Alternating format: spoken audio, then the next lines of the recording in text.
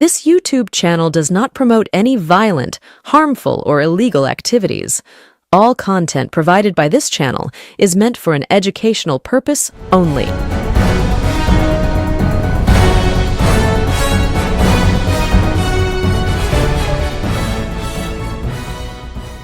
নমস্কার, আমি প্রতিবেদক সায়ন্তন চক্রবর্তী। আপনারা দেখছেন বঙ্গচক্ষু ইউটিউব চ্যানেল। এই বাংলায় 2026 বিধানসভা নির্বাচনের আগে বিজেপির মাথা ব্যথার মতো অনেক কারণ রয়েছে। শুভেন্দু অধিকারীর হাস্যকর মন্তব্য, দিলীপ ঘোষের কোণঠাসা হয়ে প্রায় ঘরে বসে যাওয়া, আদি বিজেপি নেতা কর্মীরা সেভাবে সামনে আসছে না, নব্য বিজেপি বা তৃণমূল থেকে যাওয়া দলবদলু পাল্টিবাজ ধান্দাবাজ বিজেপিরা বঙ্গ বিজেপিকে গ্রাস করছে, এরকম নানান সমস্যায় বিজেপি জর্জরিত। এছাড়া গোষ্ঠীদ্বন্দ্ব তো আছেই।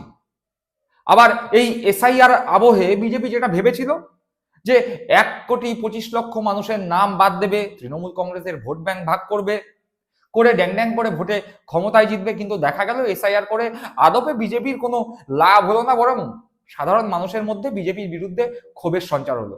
ফলে বিজেপির মাথা ব্যথার মতো এই বাংলায় একাধিক কারণ রয়েছে। কিন্তু এই মুহূর্তে এমন একজন ব্যক্তি আছেন যিনি বিজেপির মাথা ব্যথার অন্যতম প্রধান কারণ, তার সব থেকে বড় কারণ সেই ব্যক্তি এই বঙ্গ বিজেপির নেতাদের ছেড়েই দিন, একেবারে প্রধানমন্ত্রী নরেন্দ্র মোদী, স্বরাষ্ট্রমন্ত্রী অমিত শাহ পর্যন্ত চলে গিয়েছেন তার বক্তব্যের মাধ্যমে।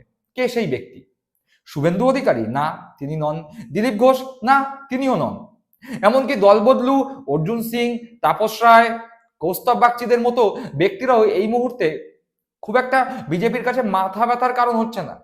কিন্তু যেই ব্যক্তি বিজেপির কাছে মাথা ব্যথার কারণ, তার রয়েছে বিশাল ভক্তকুল। এমনকি উত্তরবঙ্গের বিস্তীর্ণ এলাকা জুড়ে প্রায় লক্ষ লক্ষ মানুষ সেই ব্যক্তির অনুগামী। বলা যায় 2021-এর বিধানসভা নির্বাচন, 2019-এর লোকসভা নির্বাচন, 2024-এর লোকসভা নির্বাচনেও সেই ব্যক্তির ভালো প্রভাব ছিল মানুষের ওপর, যা ভোট বাক্সে বিজেপির হয়ে প্রতিফলিত হয়েছে। সেই ব্যক্তি নগেন্দ্র রায়। নগেন্দ্র রায় এই নামে কি কাউকে আপনারা চেনেন, জানেন? যেই নগেন্দ্র রায় নামে ব্যক্তির কথা বলা হচ্ছে, সে হঠাৎ করে কি কারণে বিজেপির মাথা ব্যথার কারণ হয়ে উঠল? নগেন্দ্র রায়ের যে পোশাকি নাম, সেই পোশাকি নামটা শুনলেই আপনারা বুঝতে পারবেন কোন ব্যক্তির কথা বলছি। এই নগেন্দ্র রায় আর কেউ নয়, বিজেপির রাজ্যসভার সাংসদ অনন্ত মহারাজ। যেই অনন্ত মহারাজকে নিয়ে বিজেপি এই মুহূর্তে সব থেকে বড় অসুবিধায় তার কারণ, এসআইআর আবহে অনন্ত মহারাজ এমন মন্তব্য করেছেন যার ফলে বিজেপি অত্যন্ত দুশ্চিন্তাগ্রস্ত। অনন্ত মহারাজের বক্তব্য বিজেপি না পারছে গিলতে, না পারছে ফেলতে, আবার অনন্ত মহারাজের বিরুদ্ধে কোন রকম বক্তব্যও নিতে পারছে না বা দিতে পারছে না বিজেপির রাজ্য সভাপতি শ্রমিক ভট্টাচার্য।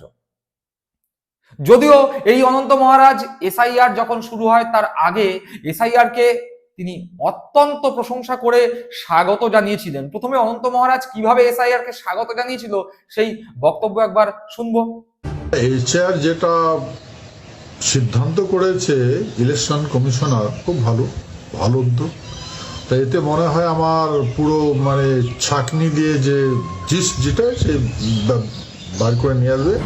শুনলাম অনন্ত মহারাজের বক্তব্য, যেখানে তিনি এসআইআর যখন শুরু হতে চলেছে তখন এসআইআর কে স্বাগত জানিয়েছেন। তিনি বলেছেন সত্যি তো ঝাড়াই বাছাই দরকার, এবং এই এসআইআর এর ফলে ভারতবর্ষের যে ভোটার তালিকা তার একটা ঝাড়াই বাছাই হবে, এটা অত্যন্ত ভালো বিষয় ঘটতে চলেছে।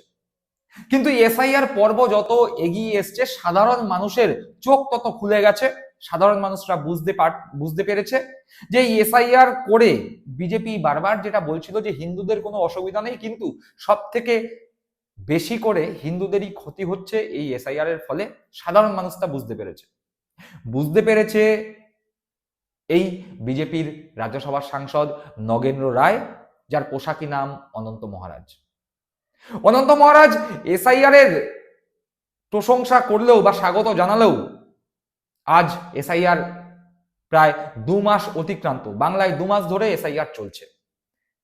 তাই অনন্ত মহারাজ এখন বলছেন এসআইআর করে যাদের নাম ভোটার তালিকা থেকে বাদ যাবে তাদের ব্যাংক অ্যাকাউন্ট ফ্রিজ হবে, সমস্ত সুযোগ সুবিধা থেকে তারা বঞ্চিত হবে। এমনকি স্বরাষ্ট্রমন্ত্রী অমিত শাহের নাম করে তিনি বলেছেন যে স্বরাষ্ট্রমন্ত্রী অমিত শাহ বিভিন্ন জায়গায় ডিটেনশন ক্যাম্প করছে, এসআইআর এর পরে যাদের নাম বাদ যাবে তাদেরকে ডিটেনশন ক্যাম্পে রাখা হবে।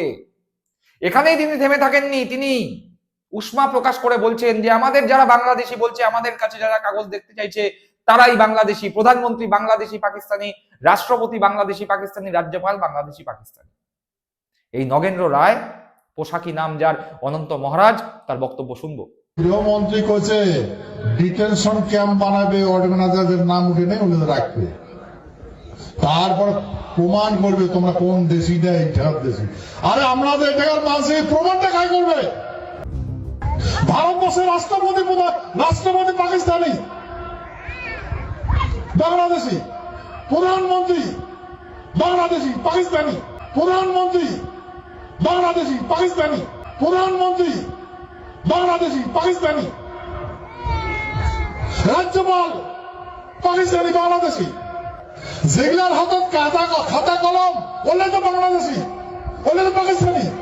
শুনলাম সেই বক্তব্য, যেখানে যেই ব্যক্তি বিজেপির যেই রাজ্যসভার সাংসদ এসআইআর কে স্বাগত জানিয়েছিল, সেই ব্যক্তি এসআইআর এর তীব্র সমালোচনা করছে। প্রধানমন্ত্রী, রাষ্ট্রপতি, রাজ্যপাল, স্বরাষ্ট্রমন্ত্রী সবাইকে জড়িয়ে নিয়ে তাদেরকে বাংলাদেশি পাকিস্তানি বলে দাগিয়ে দিচ্ছে। অর্থাৎ বিজেপির একজন রাজ্যসভার সাংসদ পর্যন্ত অনুধাবন করতে পেরেছেন যে এসআইআর এর ফলে সব থেকে বড় বিপদে পড়তে চলেছে বাংলার সাধারণ মানুষজন। বিজেপি এতদিন যে ভণ্ডামি করছিল, যেই ভণ্ডামি সাধারণ মানুষের কাছে ধরা পড়ে গেছে, তা এখন বিজেপির সাংসদরাও বলতে শুরু করেছে। ফলে এই নগেন্দ্র রায় এখন বিজেপির সব থেকে বড় মাথা ব্যথার কারণ।